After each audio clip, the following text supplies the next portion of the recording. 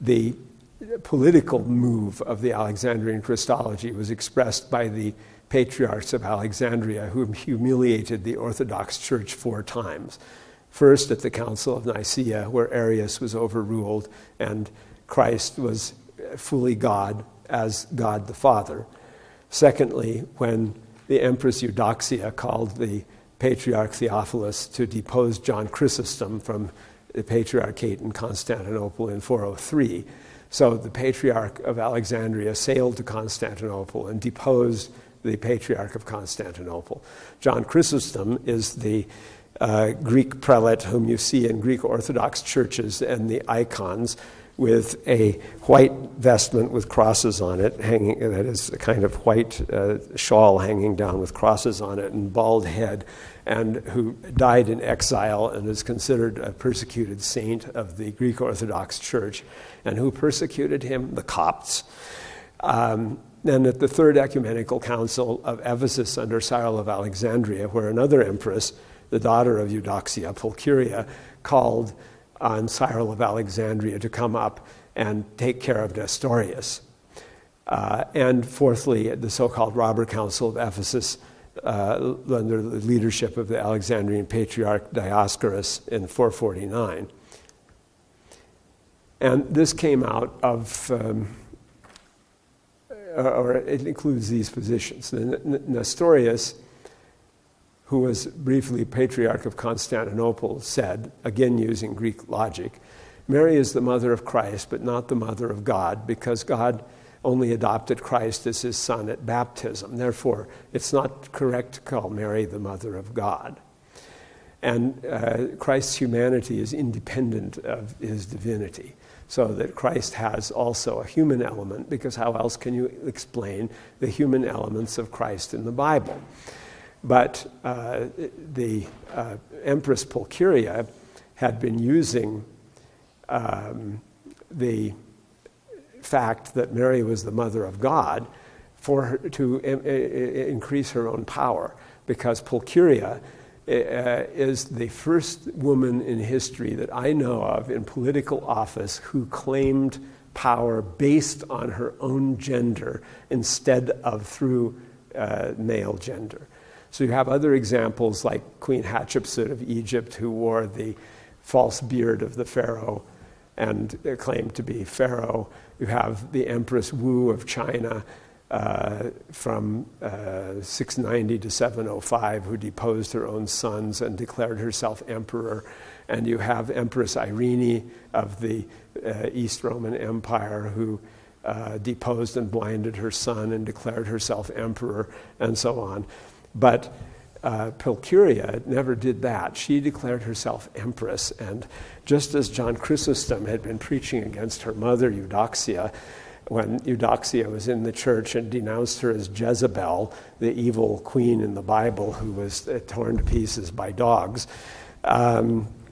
Pulcheria kind of backhandedly got back at that by enunciating a doctrine that, well, if women are the snare of Satan and are the problem, then if a woman can overcome that, she's better than all the men. And so she said, I will maintain my virginity in imitation of the Virgin Mother of God. And she did so. And so then along comes Nestorius and says, well, actually, Mary is not the mother of God, but only the mother of Christ. So she summoned Cyril of Alexandria from Alexandria, and he pronounced the 14 anathemas at the Third Ecumenical Council. May he be cursed who says that Mary is the mother of Christ and not the mother of God, and so on. So Nestorianism was condemned, but it continued and was ousted from the Roman Empire and became the basis of the Church of the Persian Empire instead, which was not the dominant religion of Persia, because they had their own religion, Zoroastrianism, but it was the minority religion in Persia, especially in Iraq, that was Christianity. And the Copts and Jacobites had the opposite view, where they emphasized that when Christ died, God died. And so they put in the liturgy a phrase, who died for our sins, indicating that God himself had died.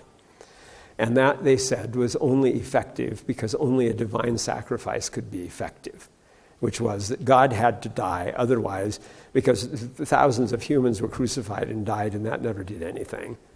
So only if God died was the salvation effected. So the Nestorians were expelled into the Persian Empire. But shortly after that, at the Fourth Ecumenical Council of Chalcedon, the Copts and Jacobites got their, and the Jacobites, by the way, were the Syrian branch of the same thing that the Copts were. But they never united in one church to have one name. And they both still exist. And they are in communion with each other. And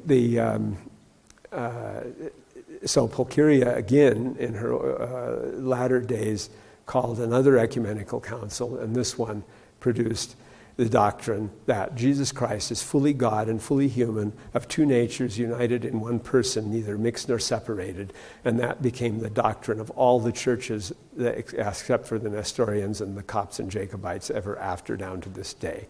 So that's the doctrine of 98% of the Christians, at least nominally. And